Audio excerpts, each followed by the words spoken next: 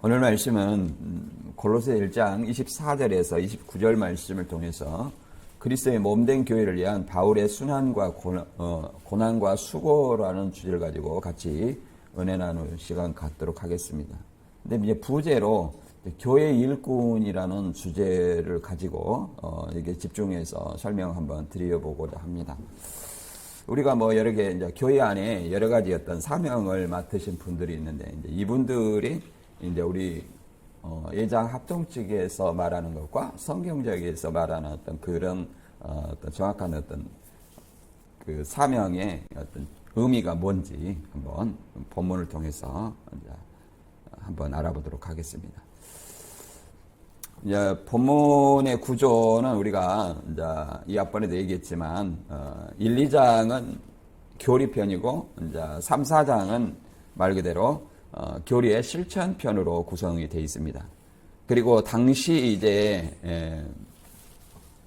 옥중서식이라는 것은 바울이 1차 노마로 그 사도행전에서 4차 전도행 4차 이제 노마로 앞송되어서 노마의 이제 가택에 연금된 상태에서 약간의 외부와 방문 이런 약간의 자유가 있었기 때문에 옥중서신이 써져 있었습니다. 그때 이제 이 골로새서 있던 에바브로디도가 이제 교회에 들어온 어떤 이단들, 교회에 들어온 이단들이라는 것은 다른 것이 아니라 유대 율법주의, 유대계 신비주의죠. SNF파 영향을 받은 천사와 같은 중재적 존재가 통과해야 이제 하나님께 나아간다. 이런 어떤 오늘날에 교주를 통해서 하나님께 간다. 이런 어떤 논리하고 같죠. 그리고 또 영지주의, 그노시스주의라고 얘기를 하죠. 그노시스라는 것은 지식이랍니다. 지식으로 구원을 받는다. 이런 어떤 주장을 하죠. 그래서 이것도 이단들이 얘기하는 지식을 통해서 구원받는다. 그런 어떤 주장과 맥이 다 있죠. 이게 초대교회에 있던 이단들이 오늘날에도 부분적으로 섞여 있다는 걸 알 수 있습니다. 그리고 영지주의 대표적인 어떤 사상이 영은 선하고 육체는 악하다. 이런 어떤 이원론적인 사상. 이로 인해서 육체의 고난을 무가치하게 보거나 또 반대로 심한 금욕주의로 흐르는 겁니다. 이 육체의 고난을 무가치하게 보거나 그러니까 예수님의 성육신이나 부활을 인정하지 않는 거죠. 그리고 이제 금욕주의의 어떤 환상과 환상 영성을 얘기하는데 거짓 교사들은 겸손과 금욕, 몸 괴롭게 함을 이제 경건의 기준으로 봅니다. 금욕, 몸 괴롭게 함 이런 것들을 기준으로 하는데 자신의 고난이 바울은 말 그대로 자의적 금욕이 아니라 교회를 위한 사도직의 사명임을 얘기합니다. 자기의 어떤 잘못된 금욕을 여기 지적을 하고 있는데 자신의 고난이라는 것은 지금 노마에 압송되어 와서 지금 가택 연금된 상태를 얘기를 합니다. 이것도 교회를 위해서 한 것이라고 얘기를 하죠. 그리고 이 지역에 골로새서 지역을 살펴보면 리쿠스 지역에 위치한 어떤 도시였습니다. 리쿠스 지역에 위치한 골로새. 그래서 한때는 리쿠스 지역이 굉장히 어떤 부유하였고 라오디게아의 부상으로 세락해가는 무역도시였다고 얘기합니다. 그리고 2천 가구가 강제 이주된 상태였고 이곳의 간섭이 이제 통합이 된 상태였습니다. 그리고 본문을 한번 이렇게 본문에 나가기 전에 이단이라는 어떤 내에서 그 디도서 3장 10절하고 요한 2서 1장 10절과 11절의 의미를 잠깐 살펴보면 대부분 이제 교회에서 이단에 속한 사람을 한두 번 훈계하는 후에 멀리하라 이렇게 얘기를 이걸 근거로 해서 이제 교회에 들이지 않습니다.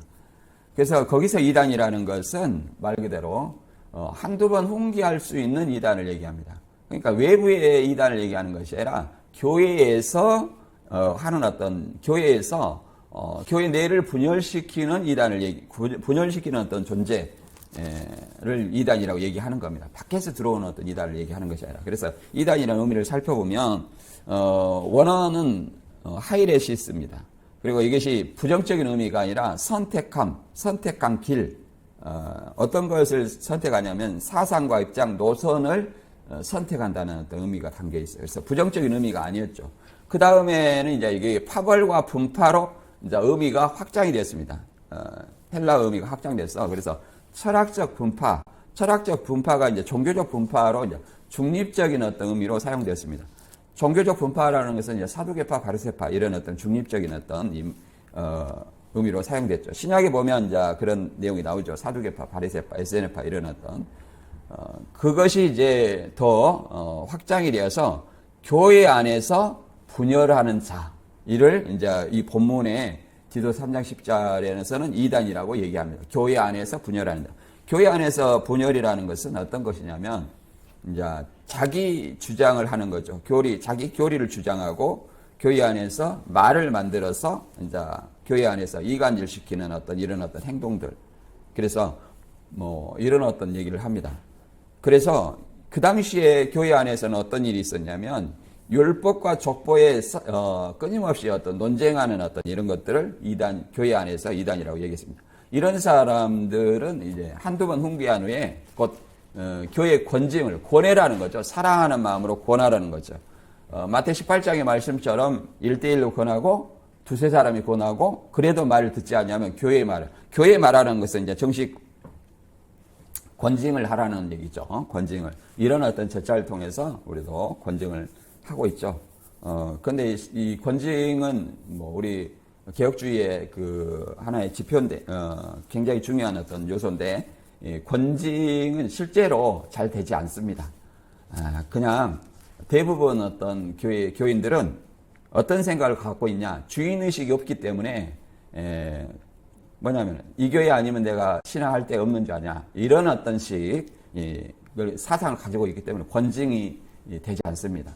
쉽게 말해서, 그 교회에 어떤 순종하지 않는 거죠.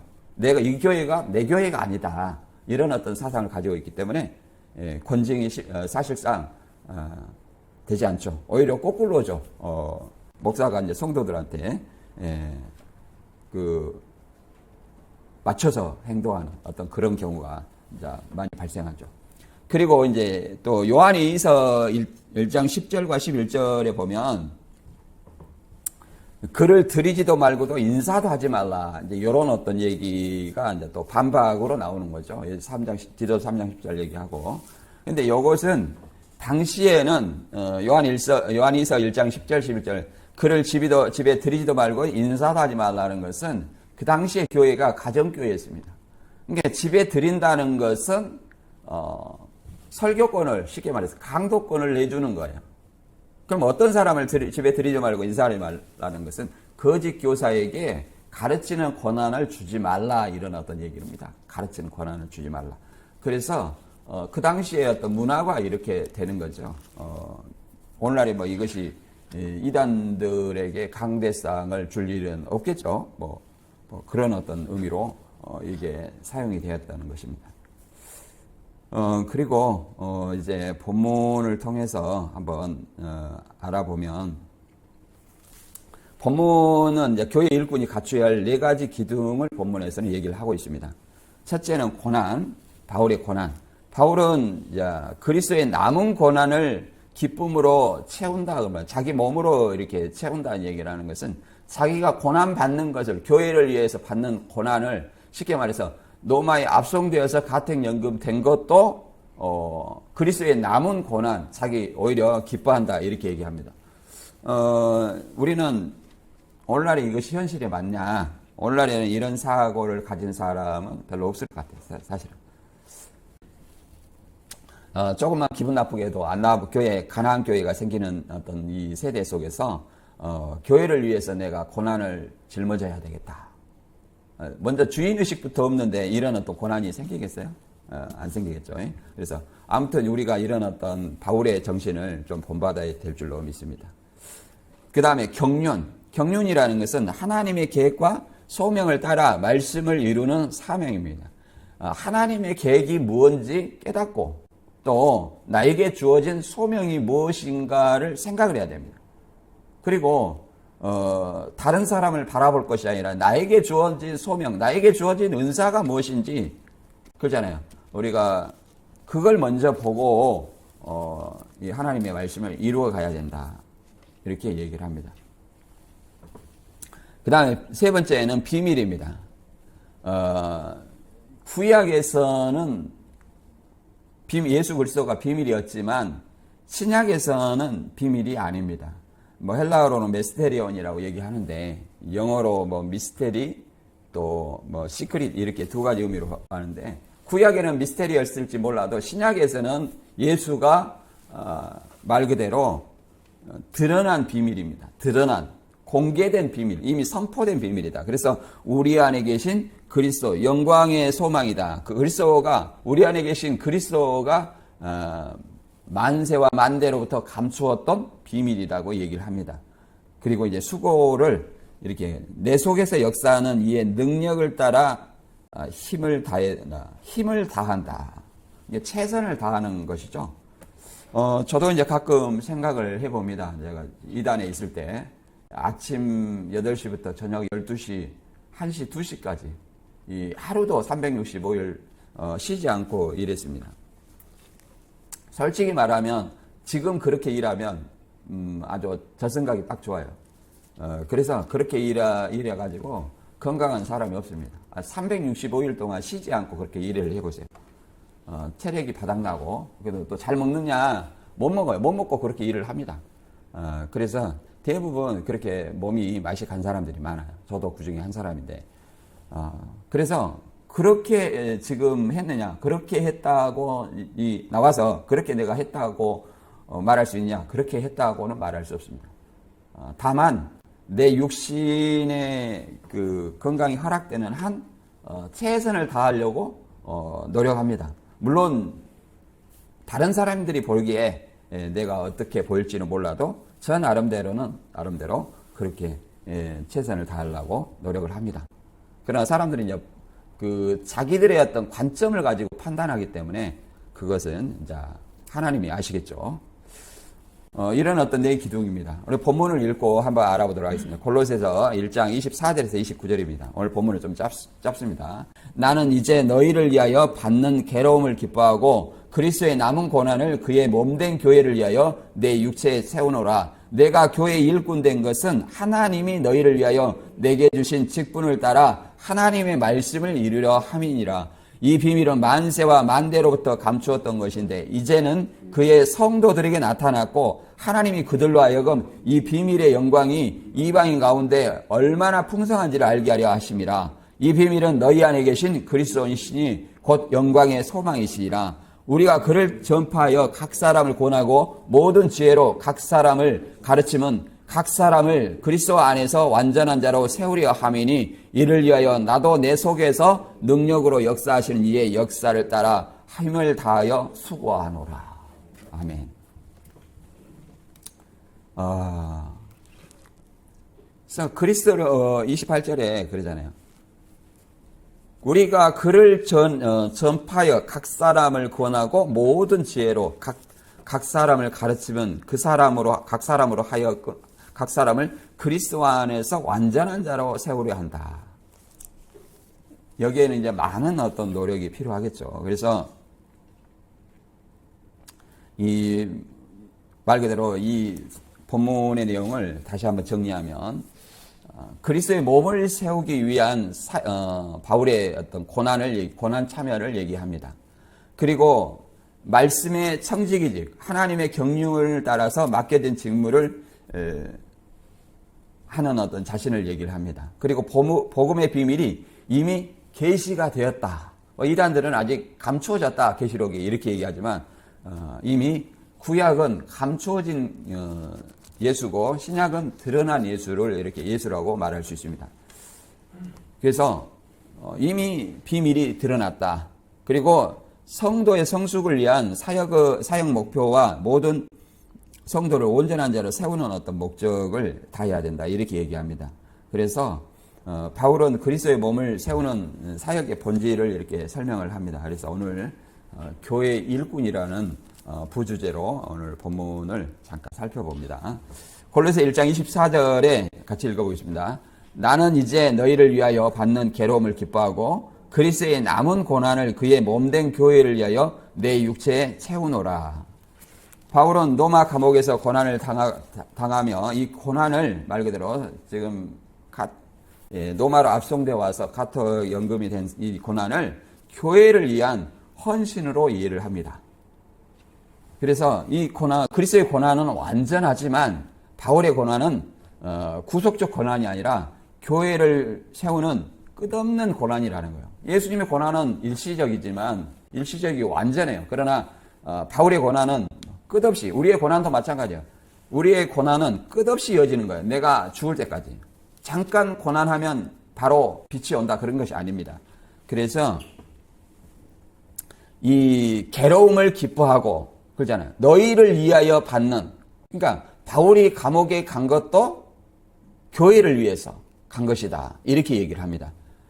그래서 그 괴로움을 오히려 기뻐하고 이렇게 얘기하는데, 기뻐하다는 거, 이제 내가 기뻐하다는 것은 륜하이로라는 그 헬라어로 지속적인 어떤 기쁨을 얘기합니다. 그리고 내 육체에 몸된 교회를 위하여 내 육체에 채우노라. 뭘 육체에 채워요? 고난을, 괴로움을 내 육체에 채운다. 오늘날의 어떤 대부분 설교는 복음을 누려라, 이렇게 현재 평안하고 어떻게 평안하고 내가 살까, 이런 어떤 설교가 많습니다. 평안한 어떤 삶하고는 사실은 성경은 대부분 쓰여진 시대가 고난과 박해의 시대에 쓰여졌기 때문에 사실은 거리가 멀어요. 그런데 그런 어떤 말씀을 이게 평안하고 안전하고 이런 어떤 말씀만 골라서 얘기를 하다 보니까, 또 성도들에게 맞춰주는 설교를 하다 보니까 그런 어떤 평안함을 얘기를 하는 거죠. 그러나 여기서는 헬라어 말 그대로 안타나폴레로로 채운다는 말은 부족한 부분을 보완한다는 의미로 괴로움, 예수님의 어떤 대속적 고난, 이것을 이어받는 남은 그 고난을 채운다는 의미로 사용되고 있습니다. 이런 어떤 고난은 출애굽 시대에 애굽에 있을 때 이스라엘 백성이 요셉이 알지 못하던 새로운 어떤 임금이, 왕이 출현해서 자기 나라 백성보다 애굽 백성, 히브리 백성이 더 많은 걸 보고 그들에게 노역을 지우기 시작했죠. 그래서 하나님은 그들의 고통을 보시고 그들을 말 그대로 이제 모세를 통해서 구원하기로 하셨죠. 이사야 53편 6절에는 우리는 다 길 잃은 양처럼 제각기 잘못된 길로 갔으나 여호와께서는 우리 모든 사람의 죄를 그에게 담당시키셨도다. 이것은 예수님의 단번에 완전한 어떤 고난을 얘기를 하고 있습니다. 예수님의 완전한 고난, 십자가 대속을 얘기를 하고 있습니다. 그래, 이 대속의 사건을 믿는 복음의 사명자들이 말 그대로 어떤 마음을 먹어야 되냐, 이렇게 에레미야 20장 9절에는 이렇게 얘기합니다. 내가 다시는 여호와를 기억하지 않고 그 이름으로 말하지 않겠다 하면, 이런 어떤 하나님의 이름을 선포하지 아니하면, 그리스도의 복음을 선포하지 아니하면, 이렇게 말합니다. 내가 다시 여호와를 기억하지 않고 그 이름으로 말하지 않겠다 하면 주의 말씀이 내 속에 타오르는 불길 같아서 내 뼛속에 사무치니 내가 답답하여 견딜 수 없습니다. 이렇게 말합니다. 그러니까 내가 말씀이 온전에 선 사람이라면 복음을 전하지 아니하고 이 말씀을 제대로 전하지 아니하면 말씀과 나와 그잖아요. 충돌이 일어난다는 거죠. 충돌이, 갈등해서. 그래서 내 속에서 타오르는 불길 같아서 내 뼛속에 사무친다, 이렇게 얘기를 합니다. 내 뼛속에 사무친다. 그러나 우리는 그렇게 말씀이 내 마음에 점점 내가 지식이 차가면 복음을 전하고 내 사명을 온전히 주님께 바쳐야 되겠다, 교회를 위해서 순종해야 되겠다, 이런 어떤 마음이 듭니까? 타오르는 불길 같아서 뼛속에 사무친다. 얼마나 진짜 이게 마음에 와닿는 얘기입니까? 그러니까 우리가 이런 어떤 말씀이 우리 마음에 공감이 돼야 되고 또 내 마음속에 깃들어야 됩니다. 그래야 그것이 진정 행동으로 나올 수 있는 어떤 말이라고 얘기를 할 수 있죠. 사도행전에 보면 바울을 예수님께서 택했을 때 바울의 고난을 미리 예상을 합니다. 그 사례로. 사도행전 9장 15절에는 이제 아나니아가 바울에 대해서 예수님에게 얘기를 합니다. 그러나 예수님은 아나니아에게 그 사람은 내 이름을 이방인과 왕들과 이스라엘 사람들에게 널리 전하도록 내가 선택한 사람이다. 그가 나를 위해 얼마나 많은 고난을 받아야 할 것인가를 내가 그에게 보이겠다. 이게 핍박한 만큼 또 그러잖아요. 그 핍박, 그 열정을 보고 바울을 택하지 않았느냐. 다른 사람은 그냥 이란이다 하고 말지만 이 바울은 그 사람들을 두고 보지 못한 거예요. 자기가 생각했을 때 바르지 않는 것을 두고 보지 못한다. 정의감이죠. 율법에 굉장히 심취해 있고 이단들을 두고 볼 수 없는 그런 어떤 열정을 예수님께서는 보시고 그를 택해서 바꾸어 예수님만이 유일한 어떤 구원자고 예수님의 복음만이 유일한 진리라는 것을 깨닫게 하시는 것이죠. 그래서 예수님의 복음을 위해서 전에 했던 그 열정을 다시 쏟아붓게 하는 거예요. 그래서 자기가 핍박했던 그 도를 위해서 자기 몸을 희생하게 만든 것이죠. 고린도후서 1장 5절에 보면 이렇게 얘기를 합니다. 그리스도의 고난이 우리에게 넘친 것 같이 우리가 받는 위로도 그리스도로 말미암아 넘치는도다. 우리가 환난 당하는 것도 너희가 위로와 구원을 받게 하려는 것이요 우리가 위로를 받는 것도 너희가 위로를 받게 하려는 것이니 이 위로가 너희 속에 역사하사 우리가 받는 것 같은 고난을 너희도 견디게 하느니라. 너희를 위한 우리의 소망이 견고함은 너희가 고난에 참여하는 자가 된 것 같이 위로에도 그러할 줄 알미라. 이렇게 얘기합니다. 그리스도의 고난이 우리에게 넘친 것 같이라는 것은 그리스도가 받는 어떤 남은 고난을 바울과 동역자들이 고난을 박해를 받는다는 것을 얘기를 하고 있습니다. 그래서 우리가 받는 위로에도 그리스도로 말미암아 넘치는도다. 고난을 받는 만큼 예수님의 위로가 고난만큼 넘친다고 얘기를 합니다. 그래서 환난 당하는 것도 너희가 위로와 구원을 하려는 것이요. 그러니까 우리가 환난 받는 것도 바울과 동역자들이 환난 당하는 것도 교회를 위하는 것을 이해하는 것을 얘기를 합니다. 그리고 우리가 위로를 받는 것도 그러니까 같은 환난을 받기를 원하는 것이 아니에요. 이런 어떤 바울의 사역자의 마음이 있죠. 그 다음에 요한계시록에도 사도 요한이 반모섬에 유배된 것은 황제 숭배를 인함이죠. 그리고 여기 이제 이 사역자를 위해서 저는 참 고난이 25절을 한번 읽고 사역자를 위해서 한번 알아보도록 하겠습니다. 골로새 1장 25절입니다. 내가 교회의 일꾼 된 것은 하나님이 너희를 위하여 내게 주신 직분을 따라 하나님의 말씀을 이루려 하십니다.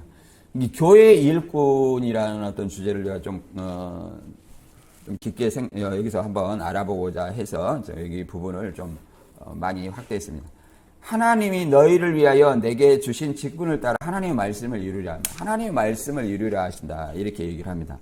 그래서 이제 구약에 보면 요셉이 그잖아요. 가정 총무가 되어 흉년 때 생명을 구원하고 바울은 영적 기근 때 복음을 나누는 요셉을 나누는 얘기를 하죠. 그리고 신약에서는 복음의 비밀을 맡은 청지기를 얘기합니다. 고전 4장 1절에는 이렇게 얘기합니다. 그리스도의 일꾼이요 하나님의 비밀을 맡은 자로 얘기를 합니다. 그래서 비밀을 맡은 자에게 구할 것은 충성이다 얘기를 합니다. 충성이다. 그래서 여기 보면 이제 교회의 직분의 역할과 사명에 대해서 잠깐 제가 준비를 했습니다. 교회의 직분의 역할과 사명은 이 목사가 있고 장로가 있고 집사가 있고 성도가 있습니다. 구체적으로 나아가 보면 교회의 직분, 체계 및 핵심 역할 이렇게 가지고 이제 말씀과 치리는 이제 목사, 우리 예장 헌법 정치 2장에 나와 있습니다. 지위, 말씀, 성례, 집회, 설교, 영적 감독, 치리의 대표를 한다 이렇게 얘기하는 거죠. 성례, 집회. 그래서 이게 이제 목사의 고유의 권한이라고 얘기를 합니다. 그래서 성경의 말씀은 동일하게 말씀 전파의 사명, 목양, 교회의 수호가 이제 목사의 사명이라고 역할이라고 얘기를 하죠. 그 다음에 전도사는 헌법 정치 4장에 있습니다. 그래서 목사를 보조하고 교육과 신방, 행정, 그 다음에 설교 연습, 그 다음에 부서 사역, 그 다음에 사명은 똑같이 복음 전파입니다.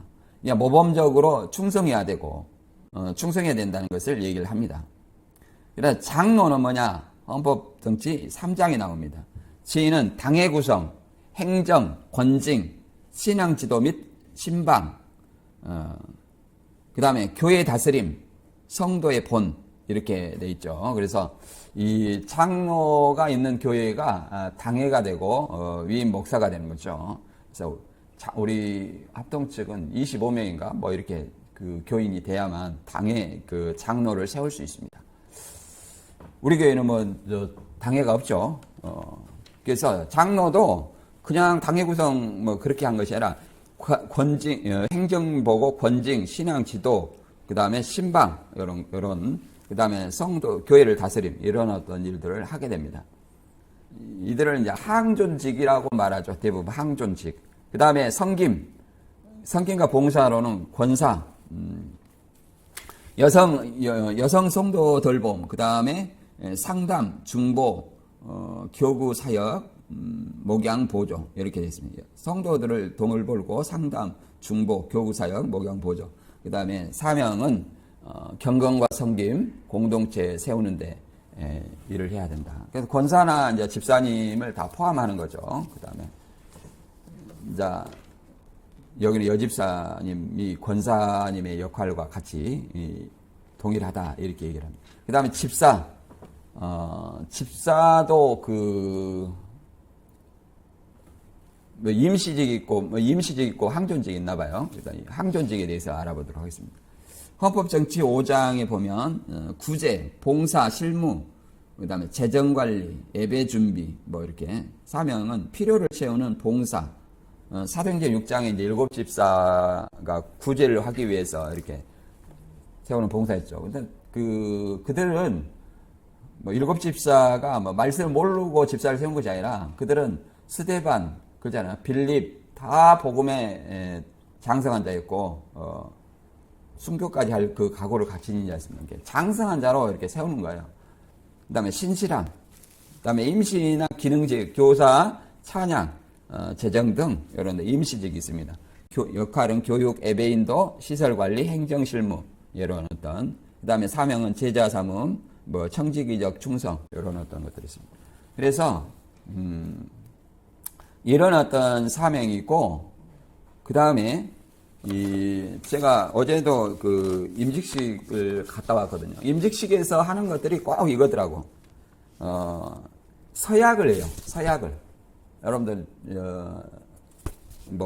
임직식을 한번 가보셨는지 모르지만, 제가 한번 읽어드릴게요. 목사에게, 기아가 청빙서를 받은 때에 원하던 대로 교회의 목사의 직무를 담임하기로 작정하십니까? 그 다음에 이 직무를 받은 것이 진실로 하나님께 영광을 돌리고 교회에 유익하게 하고자 함임을 진심으로 작정하십니까? 하나님이 도우시는 은혜를 받은 대로 교회에 대하여 충심으로 목사의 직무를 다하고 모든 일에 근신 단정하여 그리스도의 복음 사역에 부합하도록 행하며 목사의 임직하던 때에 승낙하던 대로 행하기를 명세하십니까? 저는 예예요. 그 다음에 교인에게 교회 교우 여러분은 목사로 청빙한 누구씨를 본교의 목사로 받겠습니까? 여러분 한번 생각해 보세요. 여러분은 겸손하고 사랑하는 마음으로 그의 교훈하는 진리를 받으며 7일을 복종하기로 승낙합니까? 목사가 수고할 때 위로하며 여러분을 가르치고 인도하며 신령한 덕을 세우기 위하여 전력할 때 도와주시기로 작정하십니까? 여러분은 본교의 목사로 재직 중에 한결같이 그의 허락한 생활비를 외수히 지급하며 주의 도에 영광이 되며 목사에게 안위가 되도록 모든 요긴한 일에 도와주기로 맹세하십니까? 이것이 이렇게 모든 교회가 이걸 동일하게 이걸 서약을 합니다. 목사가 있는 교회는. 뭐 여러분들 뭐 신앙을 많이 하시는 분들은 얘기를 많이 들었을 겁니다. 우리가 이런 어떤 기본적인 어떤 자기 사명과 역할이 무엇인지 그러잖아요. 우리가 고전 12장에서도 그러잖아요. 에베소서 4장 10절, 11절과 12절에도 마찬가지, 10절, 11절, 12절에서 마찬가지로 교회의 몸된, 그리스도의 몸된 교회에서는 그러잖아요. 머리와 눈과 몸, 입과 귀가 있고, 그 다음에 손과 발이 있습니다. 그래서 각각의 역할이 있어요. 머리가 이렇게 어떤 것을 했는데 손과 발이 따라 놀아. 얼마나 웃긴 모양이 되겠습니까? 머리는 앞으로 가라는데 손과 발은 뒤로 가는 거예요. 그럼 얼마나 웃긴 모양이 되겠어요? 교회는 일체된 그리스도의 몸입니다. 그래서 우리를 지체라고 말하는 거죠. 그래서 한 몸인 것처럼. 그래서 우리가 보면 어디서 보면 주인과 손님을 잘 예를 들어 구분할 수 있는 어떤 것을 우리가 스스로 생각해 볼 수 있습니다. 주인이라면 제가 이제 옛날에 그 신천지에 있을 때 얘기를 했습니다. 신천지가 있을 때 새신자가 오면 서로 가서 야 오늘 궁금한 거 뭐냐 뭐 이렇게 가서 1대1로 굉장히 친해지려고 노력하고 모르는 거 알려주려고 노력합니다. 이게 이제 주인의 마음이에요. 사실은 이다이지만. 그리고 상갓집에 가면 주인하고 손님하고 또 명확하게 구분이 됩니다. 주인의 옷이 주인들의 옷이 달라요. 상갓집에 옷이 다른 쪽 표시를 해놔요. 주인은 어떤 사람이에요? 서빙하는 사람이 대부분 주인입니다. 그리고 손님은 뭐예요? 앉아서 먹는 사람이 주인이에요. 누가 봐도 그 구분이 되죠. 우리 교회도 내 자신이 주인인지 손님인지 어떻게 행동하는지에 따라서 주인과 손님이 달라진다는 것을 알아야 됩니다. 여러분은 다 주인이라고 믿습니다. 그래서 우리가 항상 성경에서는 맡은 자의 태도를 이렇게 얘기합니다. 디모데전서 1장 12절에 이렇게 얘기합니다. 나를 능하게 하신 그리스도 예수 우리 주께 내가 감사함은 나를 충성되이 여겨 내게 직분을 맡기시니. 그러니까 직분을 맡긴 것은 뭐 때문에 맡기냐면 나를 주님께서 충성되이 여겼기 때문에 나에게 직분을 맡겼다. 이렇게 얘기합니다. 충성되이 여겨서. 주님이 나를 잘 봐주셨다는 거예요. 주님이. 그리고 이제 또 디모데전서 보면은 감독에 대해서 이렇게 얘기를 합니다. 감독을 3장 1절, 이게 PPT는 맨 마지막 장에 있습니다. 디모데전서 3장 1절에 보면 이렇게 말하고 있습니다. 미쁘다 이 말이여 곧 사람이 감독의 직분을 맡으려 하면 선한 일을 사모하는 것이라 함이로다. 이렇게 얘기합니다. 선한 일을 맡으려 하면 선한 일을 사모한다. 선한 일은 하나님 일이죠. 선한 분이 누구겠어요? 하나님밖에 없죠. 그 다음에 3장 5절에 사람이 자기 집을 잘 다스릴 줄 알며 하나님의 교회를 돌보리요. 이렇게 얘기합니다. 그 다음에 새로 입기한 자도 말지니 교만이 여겨서 마귀를 정죄하는 그 정죄에 빠질까 함이요. 그러잖아요. 이게 그 교만이 곧 마귀의 수단이라는 것을 알아야 됩니다.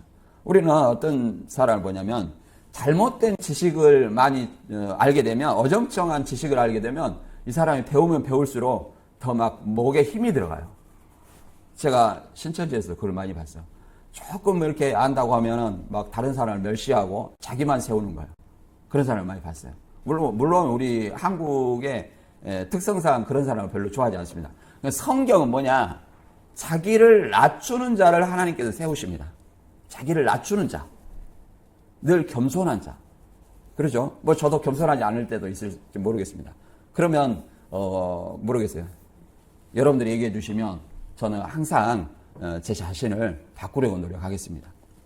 디모데전서 3장 10절에는 이에 사람들을 먼저 시험하여 보고, 그러니까 여기서 인간이 세운 거기 때문에 하나님이 나에게 그 충성되이 여겨 직분을 주시지만 먼저 시험하여 보고 그 후에 책망할 것이 없으면 집사의 직분을 맡게 할 것이요.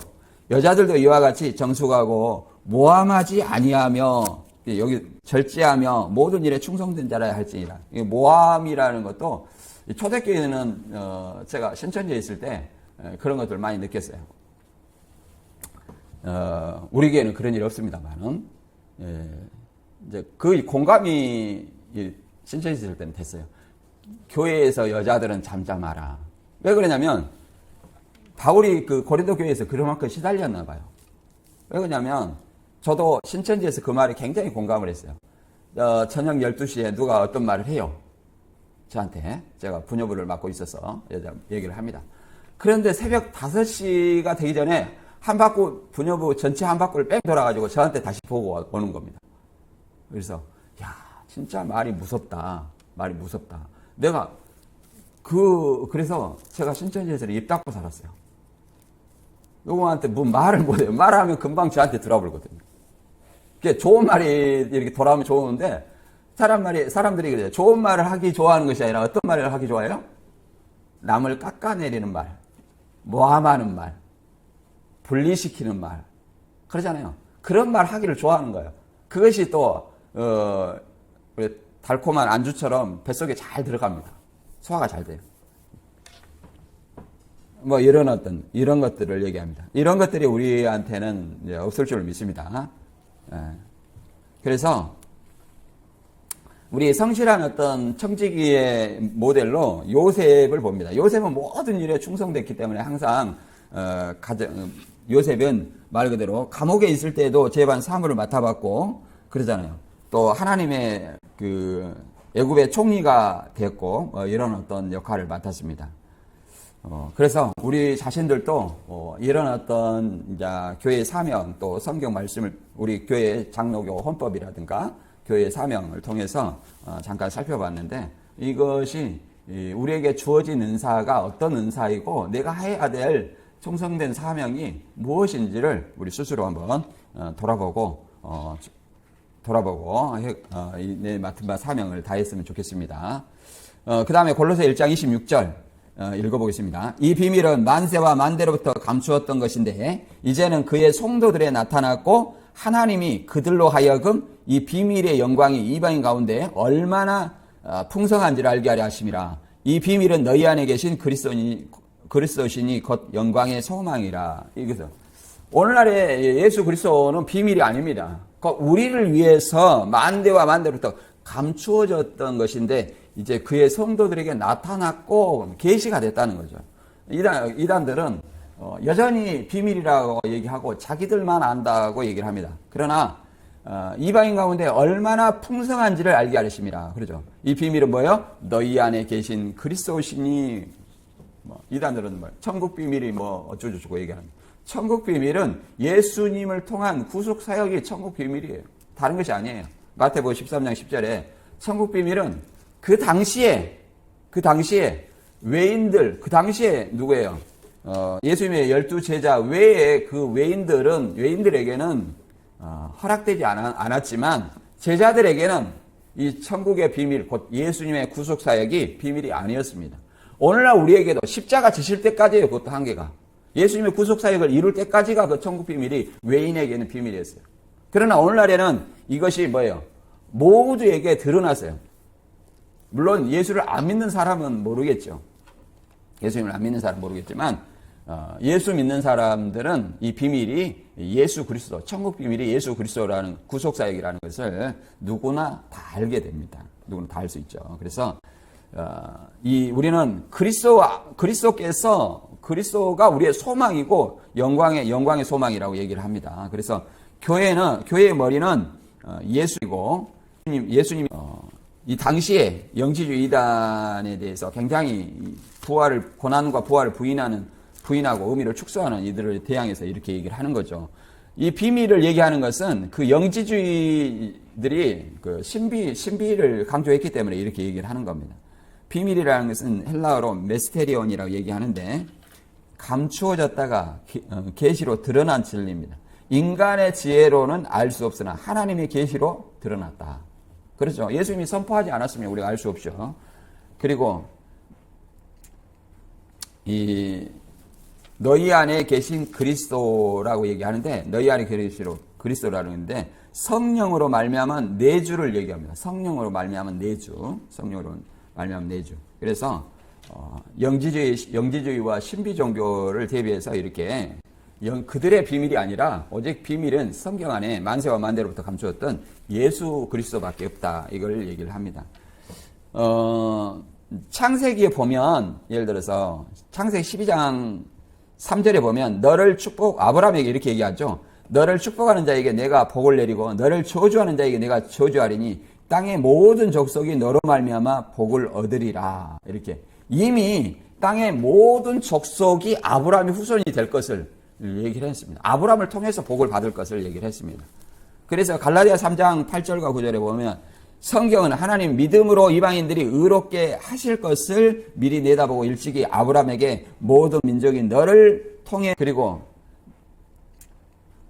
복을 받을 것이다 하는 기쁜 소식을 전해드렸습니다. 그러니까 이게 복음이라는 거예요. 아브라함을 통해서 모든 사람이 복을 받는다. 복을 받는 것은 의롭게 된 자, 믿는 자, 그렇죠. 그러므로 믿음으로 사는 사람은 믿음을 가진 아브라함과 함께 복을 받는다. 이게 아브라함의 후손이 되는 것이죠. 사도행전도 이와 똑같이 얘기를 하는 거죠. 그리고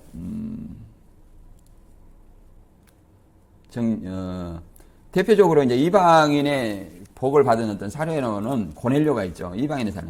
베드로는 이방인 고넬료에게 성령이 임하는 걸 보고 충격을 받았죠. 사도행전. 그래서 이 고넬료 가족들에게 베드로가 복음을 전해서 성령이 그들에게 임하는 것은 말 그대로 복음의 비밀이 현실화되는 어떤 순간이라고 얘기할 수 있죠. 우리에게 또 복음의 비밀이 드러난 것도 마찬가지입니다. 28절, 29절 읽고 정리하고 마치겠습니다. 우리가 그를 전파하여 각 사람을 권하고 모든 지혜로 각 사람을 가르치면 각 사람을 그리스도 안에서 완전한 자로 세우려 하매니 이를 위하여 그리고 나도 내 속에서 능력으로 역사하신 이의 역사를 따라 힘을 다하여 수고하노라. 이렇게 얘기합니다. 우리가 예수를 전파하여 각 사람을 권하고, 그러잖아요. 예수를 전파하여 각 사람을 권하고. 바울의 목표는 모든 사람이 그리스도 안에서 온전하게 세우는 것인데, 세우는 것은 먼저 전파하고 가르쳐야 된다는 거예요. 그래서 완전한 자로 세우는 것입니다. 완전한 자로 세운다는 것은 그들로 장성하게 한다는 것이에요. 잠깐 가르치고 마는 것이 아니라 온전하게 장성한 자로 세우는 거예요. 예를 들어서 테살로니가 교회 같은 경우는 온전한 자라 완전히 다 가르치지 못한 상태에서 받기 때문에 급히 떠나서 얼마나 바울이 걱정을 했습니까? 다시 그래서 디모데를 보냈지 않습니까? 이런 어떤 우리도 장성한 자와 어린아이의 차이점은 뭐라고 생각하세요? 장성한 자는 다른 사람을 위해서 배려를 하지만 그렇잖아요. 배려합니다. 그리고 자기가 할 일이 무엇인지 잘 압니다. 어린아이는 뭐예요? 모든 것이 자기 기준이에요. 자기 기준. 자기 기준에 의해서 생각을 하죠. 이게 어린아이와 장성한 자의 차이입니다.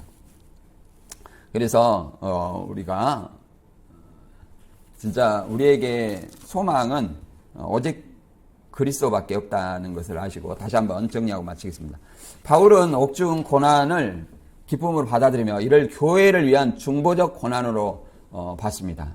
하나님이 임명하신 종의 직분으로 직분을 여기고 한때 감추어진 신비인 너희 안에 계신 그리스도를 모든 성도에게 증거하여 각 사람을 그리스도 안에서 온전하게 세우려 하며 이 사역은 자신이 최선의 노력과 그 가운데 역사하는 그리스도의 능력이 함께 이루어진다고 선포합니다. 따라서 현재 얼마나 귀한지 옥중에서 바울이 이제 나의 남은 고난을 내 몸에 채우노라 이렇게 얘기합니다.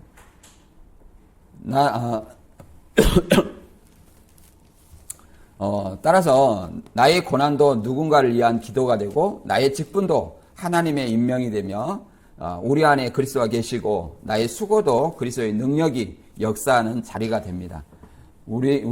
따라서 우리의 마음의 자리에 주어진 복음 위에 세상의 재물이 아닌 나의 사상이 아닌 이미 받은 그리스도의 능력으로 그리스도의 복음으로 충분합니다. 자격이 없는 우리를 합당하게 하신 주님의 은혜에 감사하고 힘을 다해 수고하는 영적 성숙이라는 것을 믿습니다. 그래서 고난을 짊어진 바울을 본받아 저와 여러분이 아버지께 감사하는 사람이 되시기를 주님의 이름으로 축원합니다.